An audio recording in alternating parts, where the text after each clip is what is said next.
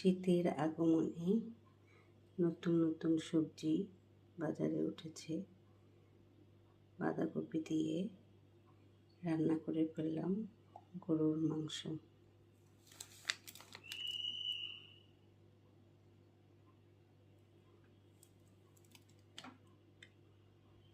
সবজি খান, বেশি বেশি করে সবজি খাবেন এবং সুস্থ থাকবেন। শুধু মাংস দিয়ে না, যে কোনো কিছু দিয়ে বাঁধাকপি রান্না করা যায়, মাছ দিয়েও রান্না করা যায়, ভাজি খাওয়া যায়।